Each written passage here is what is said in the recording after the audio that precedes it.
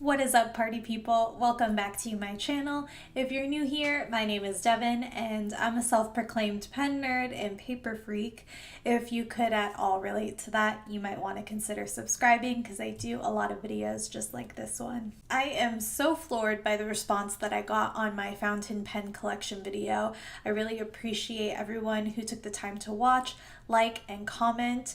It was great reading through the comments, especially because you guys provided so many suggestions for pens that I could add to my collection. So my wish list has grown quite a bit because of that. As sort of a part 2 for that series, I decided that it would be fun to go through my fountain pen ink collection. Now, I must give you fair warning, it is very modest, much like my fountain pen collection. And if you haven't seen that video, I'll link it in the description box below. But I could even argue that it's even more modest than that. And the reason why I still want to go ahead and share my ink collection with you is because of all the amazing feedback that I got on my fountain pen collection video. I think you guys would be able to point me in the right direction of some really great inks if I kind of share with you what I have going for me already. With all that said, let's go ahead and dive in. So the first ink that I'm going to share with you is the Lamy Black ink, and this is a 50 milliliter bottle if I'm not mistaken. I picked this up from Goulet Pens when they were only $9 a bottle versus the $12 that I believe it's usually listed for.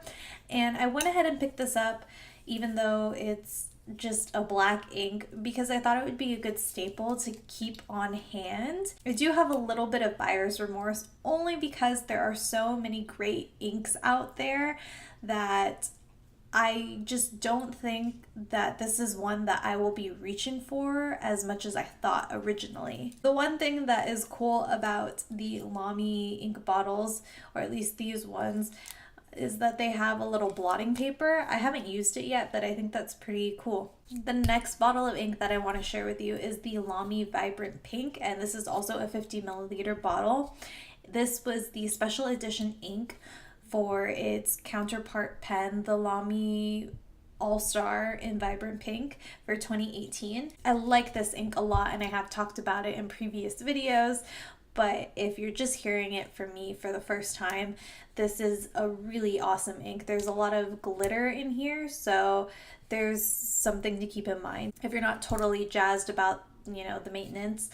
But for me, it's worth it because it's just a really stunning ink, and this was also $9 when I purchased it. It's lovely and it's special edition, so I don't feel as bad about jumping the gun and buying a full bottle of ink. I think for the Lamy Black ink, every time I look at it, I think about all these samples that I want to try and still have yet to go through. But this I know that I love, and it's a beautiful ink. I'm so happy that I went ahead and purchased the full bottle. Remember when I said my ink collection was modest? The rest of my ink collection is comprised of samples.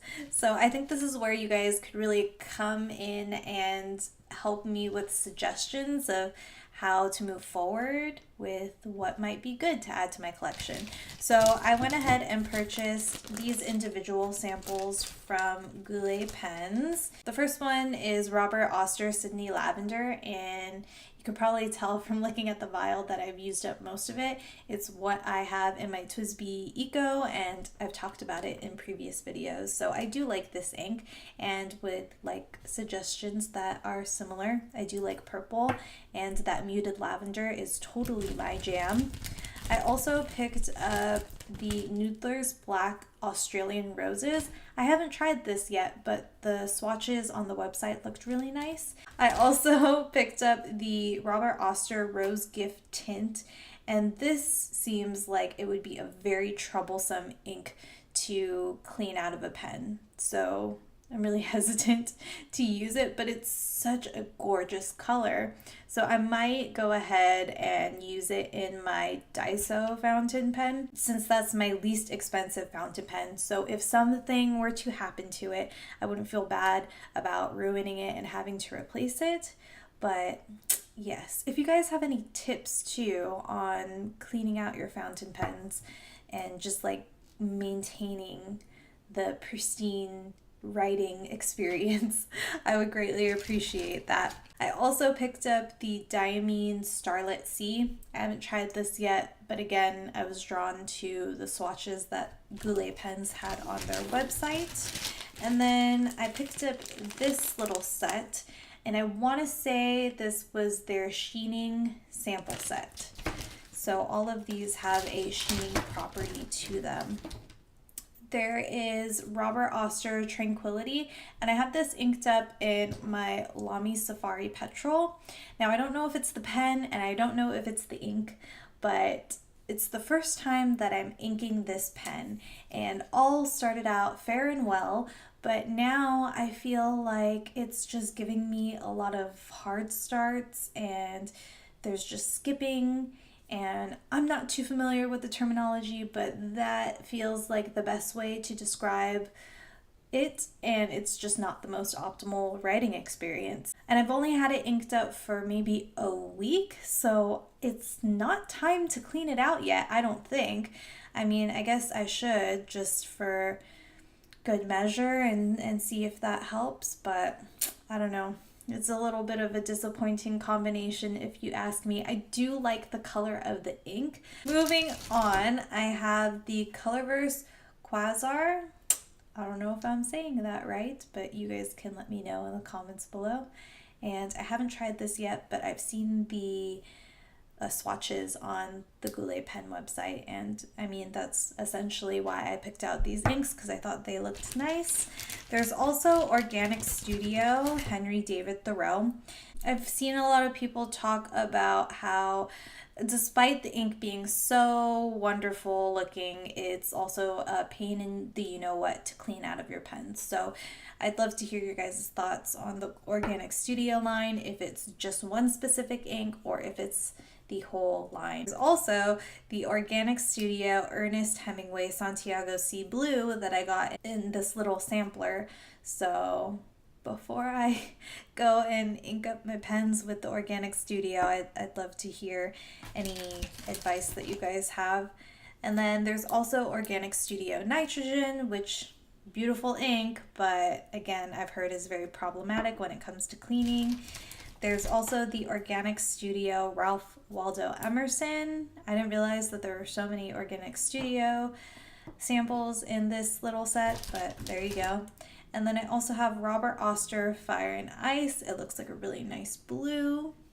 And the last one that I have in here is the Colorverse Andromeda. I have talked about this. I do love and adore it, which the love and adoration that I have for this ink makes me excited to try out Colorverse Quasar because it's from the same line. And that is it for my ink collection. I know it's super small, but I appreciate each and every one of you who stuck through this video anyway to hear me talk about my little sample bottles and then my 2 Lamy ink bottles. So based off of what I have here, if you guys want to point me in the direction of your favorite inks, I would love to check them out. And if you enjoyed this video, please give it a thumbs up.